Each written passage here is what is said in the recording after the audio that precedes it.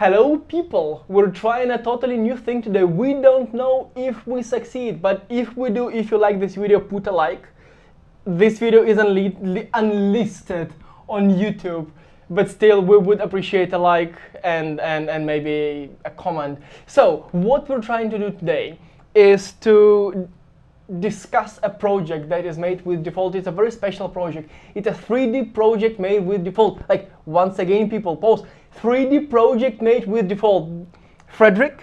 Yeah. You know Fredrik. You all know Fredrik. I'm recording this video first and foremost for King people, so you know Fredrik. He's been part of that team who used Defold for a while, Blossom, right? Yeah, we did Blossom 1. Blossom 1. And I didn't come in from the beginning, I kind of joined after a while. And the project that we are to discuss today could have been Blossom 2. It could have been Blossom 2. And that's the code name for it, right? Yeah. It probably would not have been called Blossom 2, it probably would have some other name. It could have been called 3D, awesome 3D game made with Defold. But it would have been Blossom something, at least. Right, and it's 3D. It's 3D. Let's just see the game, can you show it? Let's fire it up. And all this is very, like, prototype art, so not everything is working. So you had a very small team, right? Yeah, I think we were like 5 people or something like that, give or take. And that's a full 3D game. Like, it's not like a 3D element or something. No, we wanted to make everything 3D because what we were after was kind of have everything in the same world to make it so that you kind of transition into something that when you play the game it feels like you're in the same world as when you're out in the meta. Obviously it would be different scenes still, but it would kind of have elements of what's out in the world in the game board, and we wanted everything to feel consistent and be one thing, so we wanted to make everything 3D. People watching this video are still like, how can you put 3D and Defold into a single sentence and still be kind of happy about it? So let's see the game. Okay, so here's our amazing start screen. Only has a play button, so let's hit it. It's beautiful. Okay, so here's our kind of main island, where we have a little bit of a meta thing going on here. And as you see, this is 3D and it has shadows going on and those are real time, right? Yeah, and it's physical based lighting here as well. So you can see here, like, we have the windmill spinning and you see the shadows. Wow. Cast here, and you have the little characters. It has taken you 3 months to make it, right? Well, if I remember correctly. It was a while since we did this, so it's hard to say how much time we spent on different things. But it wasn't that much work to get the 3D up and running. To get everything working, though, was a little bit more tricky. There were quite a few times I had to go over to the Defold team to get things fixed. Which is fine, which is the standard process. Like, we always hang out with the teams who use Defold and make sure they are happy. If they're not, we have to fix that as a high priority. So what's the gameplay? We're gonna come to that. I'm just gonna show a few things. So one of the things I'm really proud of is these clouds. It's a full-fledged skybox, or is it just a mesh? No, it's a really nice combination of a lot of things. So pretty much it's a bowl of cloud mesh. So it's a geometry that's shaped like a bowl. Okay. With like holes and stuff in it. And then it's kind of a low-res mesh. Okay. And then we have a shader that kind of moves UVs? Yeah, it kind of animates the vertices of this mesh slightly, like they wobble with a noise pattern. And then we have kind of a subsurface scattery kind of thing going on them to get...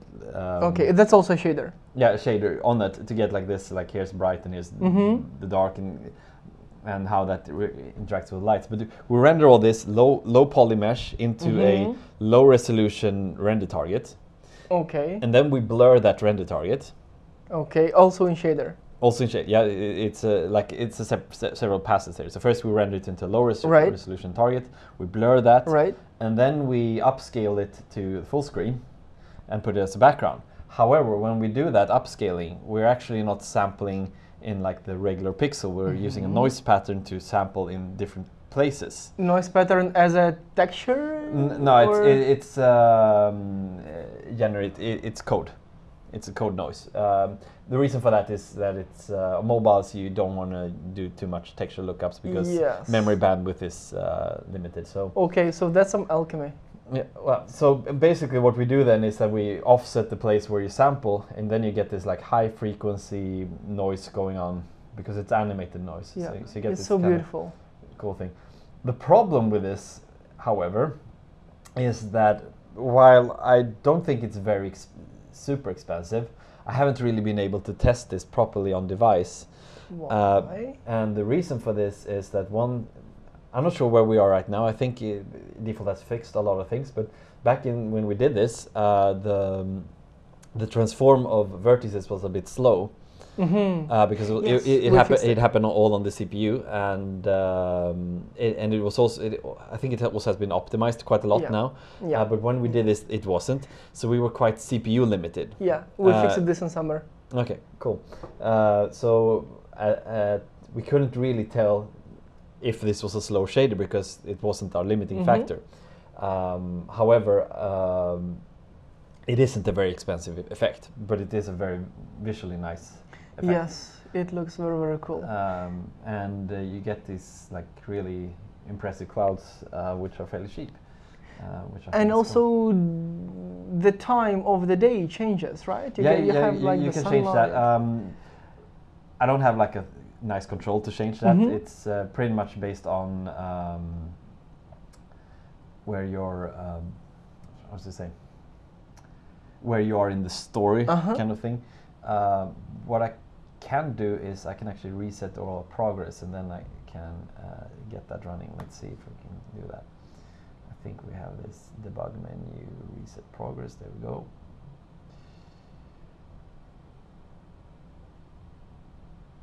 So here's our little intro. The cloth, that's just animated mesh, right? Yeah. So here's a little bit of a cutscene. And you can also see our depth of field going on here. Nice. It's quite a simple depth of field effect. We could have improved it, but we wanted it to be something simple, quick. So there's lots of real-time shadows, lots of animations. I mean, like, if I didn't see this was launched right from the default editor, I mean, you would have had like hard times convincing me this was default. So amazing job. Yeah, it's not very defaulty. I just realized that this is not the best way to actually get several different time of day. So let's restart it again. I didn't get it right, so let's see if I can set this up. So I think I need to finish level 5 for this to be okay. Gameplay. Yeah. Gameplay. Okay, so let's look at the gameplay. This looks blossomy. Blasty. Yeah, so this is Blossom Blasty. And it's one of the new things we wanted to have is like you can select like a power flower that gives you some additional feature. In this case, it gives us one additional move, so it's not like a super influential thing. One small question: this half-transparent, blurry, like menu GUI things, are these just like meshes? It's kind of a complex thing going on there, but overall, what we every frame we actually take the entire screen and blur it. And save that into a render target, and then we use that render target for depth of field. We use it for these blurry UIs and some other things. So it's quite of a cool effect. So this is very much prototype art. Yeah. More so in the game than in the world. But we kind of wanted to work. But we kind of wanted to keep this ribbon thing that we had from previous blossoms in the world. We had this ribbon going through as it was just a line in Blossom Blast Saga. Yeah, and here it's like a ribbon. Yeah, so it's a ribbon. And it also works as an indicator of how long you linked. So you kind of see like as I link this one, it kind of grows. And then when I reach a threshold where like this will create a bloom, it kind of sheds the skin, and you get this particle effect, and it starts over again. So we can just do this. See if I can finish this level fairly easy. I think it isn't the hardest level, but since we're recording, I'm gonna fail. There we go. Let's see if we can get this. That's beautiful. Yeah, it looks like you didn't have that much time to work on the animations of the flowers. No, it's basically just we're scaling things, and a lot of the flowers we're using the same flowers and just change the colors and stuff. But like that. still, like, I mean, you're using well, touchpad now, but like I immediately see that if it was like finger and the screen, this would have been so rewarding. I mean, almost if like I'm feeling like I'm touching the flowers, because like of these animations of how the ribbon moves. Yeah, it's also one of the things that we really liked with the old Blossom is that it was very alive in what was happening and all that. So here you see the blur effect again. Yeah. We bring it in as like things. So let's go through this. We got the new power flower here. I mean, I love art so much. I really like these like the flowers. menus and the. And now we get a little bit of a cutscene. We have this little blind. Krtek. Some of us from Eastern Europe remember Krtek. We all grew up on Krtek. Like there was a Czech movie about a mole. It's called Krtek. Let's see. Okay, so now we actually have a place where we can actually view different times a day. So let's look at different times a day. So here we have our world and our sky and all that, and we're gonna go and visit the fox house. Fox. And it's in this region when we do this visit. It's gonna be a little bit like early morning, late night, something like this. The sun is kind of like on the horizon, and we got the different color of light there. So you see they have the different color up in the sky here, and it's not super different, but it's a little bit different. And here you have a little bit of cutscene. I love the hat. Yeah, I guess gonna click through this. So you can see here we're also using the blur effect up here and down here. So you can also move this around a bit. You can see it here on in the skybox, or so to speak, the clouds that there have a different color setup. And we actually have a pretty nice way of dealing with that. We have this texture that we're using for all the kind of environment light. So instead, we're not using cube maps, and the main reason for that is that Defold doesn't support that. Yeah. So what we did instead was that we have a few different textures. One we have is for our reflections, or like sky reflections. And since you have different roughness in materials, you want to have like here's a sharp one, here's a rough version. Right, but are you talking about the reflections on the surface? On which surface? Yeah, well, if you have a shiny surface, you want it to be like the sky reflection. Yes. You want to kind of have a very sharp thing going on there. But if you have a more like diffuse material, like these pillars and all that, you want it to be more rough. So what we have is a texture where you pretty much select a vertical slice of it based on the roughness. So in one end of the texture you have like really sharp things like chrome, right? And then on the other end you have. But that means that you had to create your own library of materials or kind of materials, since Defold doesn't really have materials today. Yeah. I mean, we pretty much had to write the whole physical based thing from scratch, and we didn't want to. Since this was a prototype, we didn't want to have like a lot of tooling to like build reflection probes and all that. So we did a very simple thing with this texture lookup, and then we have the same thing for time of day, where we have this texture that is kind of like here's the gradient from like of the sky, from the bottom of the sky to the top of the sky, and then we move horizontally in that texture based on time of day. So we could actually animate the time of day and have all these colors change. So like when the sun sets, it kind of becomes more warm colors and bluish more in the middle of the day. This all is so cool. The question I have is, did your artist suffer a lot? Because I mean, what was the process of bringing in the art into the engine that doesn't support these kind of things? Yeah, so basically all the art, or most of the art in terms of mainly the environments, we built in Substance Painter. The texturing work, like everything was modeled in Maya, and like characters animated. The team was like we had two 3D artists, one designer, 3 programmers. So an awesome team of 6 very talented people. Yeah. So what was the process of bringing art from Max or from Maya and Substance into Defold? Well, there's quite a lot of limitations.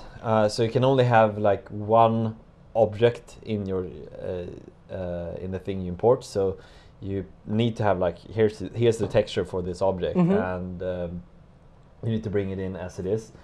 What we needed to do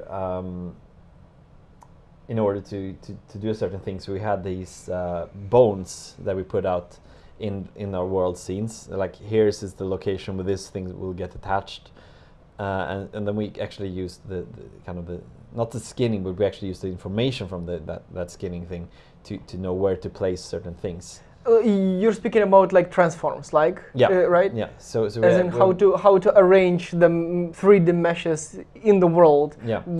Because you cannot really see this in the editor, if I remember correctly. No. So and in general, it was like we have all these cameras we place now. I sheeted here, so we actually have the camera in a really nice position in order to see like this nice glow thing going on. Yeah.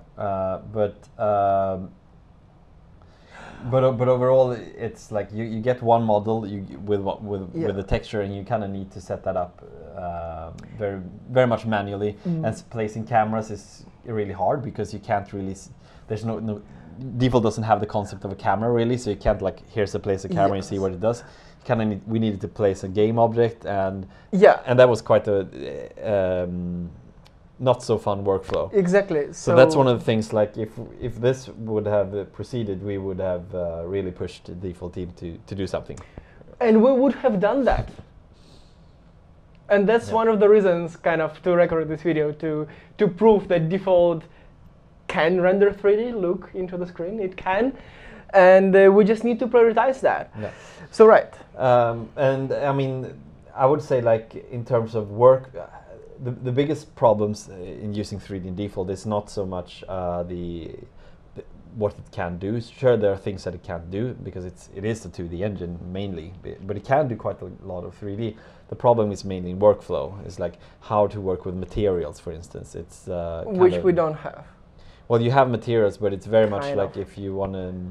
It's all very linked together. So if you want to make here's the same material but slightly different, you gotta need to make a whole new thing of it. Yeah. And same thing with like assigning textures and all that. It's kind of a tricky thing to maintain. So it's a lot of these work things. Which but did your artist suffer or? No, it was I who suffered. Fine. But they were happy. Yeah, well, yeah, I would say so. However, I think that a lot of those things with a better workflow they would have done. Right, animations. Since you have lots of animations, everything is animated. What are these animations? Is it spine or is it just code? This is like the character here. Let's go zoom in on him. This is not the best controls. So the character here is using like a regular Maya skin mesh. Yes, but how do you import this in Defold? Yeah, well, Defold has support for it. I didn't know. But that was one of the things when we did this. When we started out, there was a lot of bugs in this system. So by us doing this, we actually helped the Defold team to like discover these issues. And also the other team, Strange Quest, they also had a lot of these things. Yeah. Blastlands, it is available in Sweden. So if you go to App Store and type Blastlands, that's a team of ex-King people who went to the incubator, got some money, released Blastlands, played the game. It's made in Defold. It's also like half 3D or 3D. They're mixing it. So like I think their environments are 2D and then their characters are 3D. And a lot of props and destroyables. Yeah. It's kind of like a PUBG thingy. It's fun. You can try. But like let's. Yeah. So what we ended up having was actually working pretty well. But obviously, if we wanted to take this into production, we would have needed quite an investment from the Defold team to bring. Yeah, but this didn't pass the creative review because of the gameplay, right? Yes, and well, Not so much like the in-game gameplay. I think we took the Blossom formula and we improved small things, but they made a lot of difference once you know what it was. So, but it was more like the overall meta that we didn't nail it, and the team was needed for other duties, so we shut down the project. But this is still a very nice project. It is available for King people at I guess, right? To kind of I think look inside. I think the repository is somewhere on GitHub. Yeah. So what fascinates me about default teams at King, that whenever default savvy teams at King want to port up a new game, you guys don't start from the scratch. You don't, open up Unity and start throwing in stuff from the asset store. You just take something from your previous games and base your next game on that. And the Blossom 2 was also based on many components or systems. Actually not. Really? I thought so. So what it was, we like the messaging system and many other systems. No, like the whole team had worked on Blossom 1. Yeah. And while we were doing that, we figured out like here are certain things which are not a good thing to do in Defold, and we felt like there has to be a better workflow. So what we were doing like on the side is like we experimented a little bit, like what if we did like this, and so we created like these small little components while we were doing Blossom, like just trying out like you do. So you try certain things because it's fun. So you had a side projects like Friday projects or side projects, or just we're like what you do in general when you're developing is like you have an idea and you try it out, something small, and you just have like here's a bunch of code and you have it on your hard drive somewhere, and then you put it aside and put it aside. Well, basically, one of the things I really miss now working with Unity is Lua, because it's really nice to just have like this dynamic thing where you can just add things. You need to make sure that you don't mess up, but you need to be more strict. Yeah, Felipe pretty much is like that as well. You don't have any types, but it's also very nice that you have.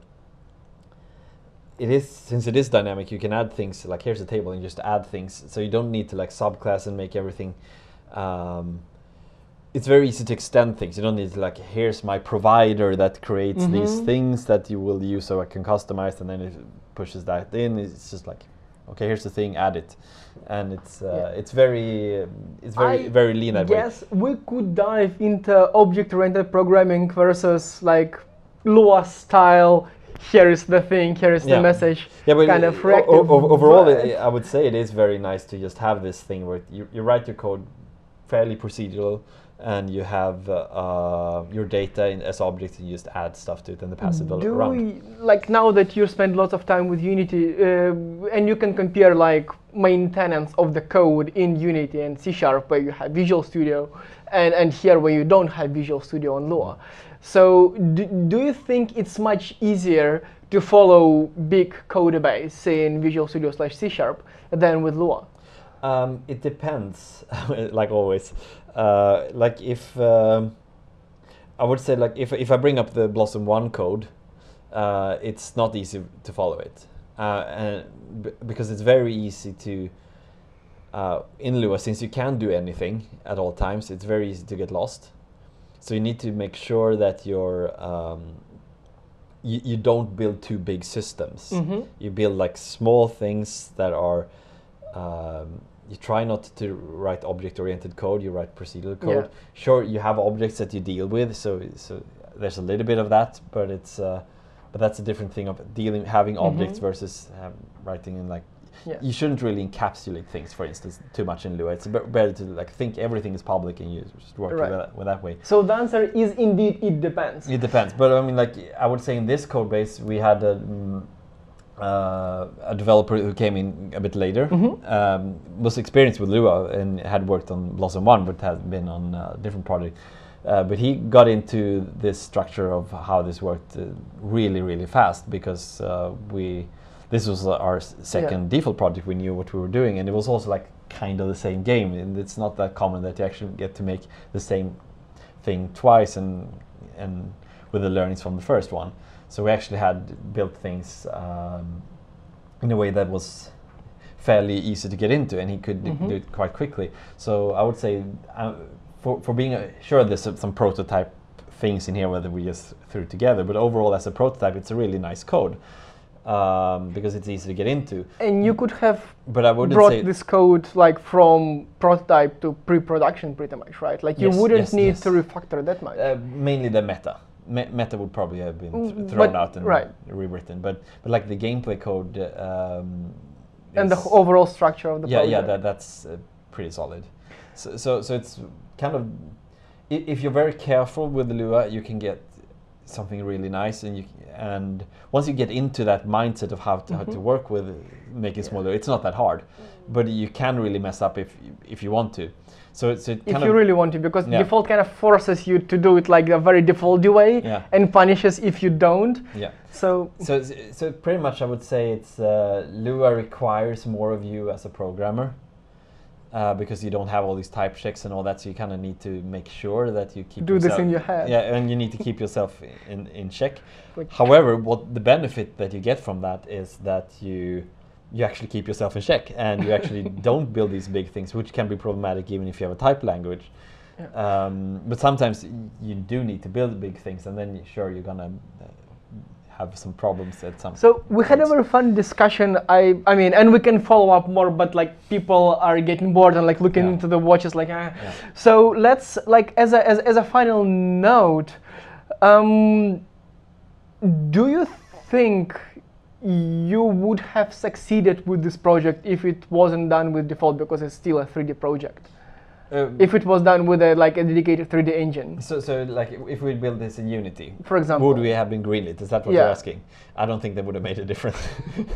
Because like we said, it was the game design that didn't work for us, and sure we did spend some time doing things that you get for free in other engines, creating the 3D tooling. Yes. But once you had it, like you could move on. Yeah, we could move on, and sure I spent some time doing that, but it was fun. Yes, it was fun, but it's also like in relationship to all the other things that we did, it was a minor. Because what really took time was like in every game is that you iterate on the design. You do some things like you want to change the UI. It's always UI that kills you. It's like, oh, we want to have this UI, no this UI, and it takes forever. What UI you have is so great. Yeah. We actually have a in-world UI here, so which is fairly neat, I think. So you have this thing where you can select these flowers and pots. That's also your own system, right? It actually is the default UI, but we're anchoring it in the world. That's beautiful. So you actually see here's the transparent effect going on. That's beautiful. You have these things, and when you scroll here, it attaches until you scroll away too far, then it kind of detaches. So you have this sort of thing going on here. Again, it's so beautiful. I mean, I'm a huge fan of this game, obviously, because it is so beautiful. So I like, it's not released, no. Yeah, I mean, it was a little bit sad when we shut it down, but we realized that sure, the meta, it wasn't that good. We had some ideas of how to change it or what we would have done, but maybe some other time. And that's all for today. So let me know what you think about this video. And let me know if you think we should record more of videos of this kind, and how do we make these videos better. So thanks for watching. Thank you, Fredrik, for your time. That was nothing. And goodbye. Bye. That's it. Ett var så, ett var så. You're magnificent. I'm talking today with a... No. maybe we should first let's do a sound. There you have a sound image Good. sync.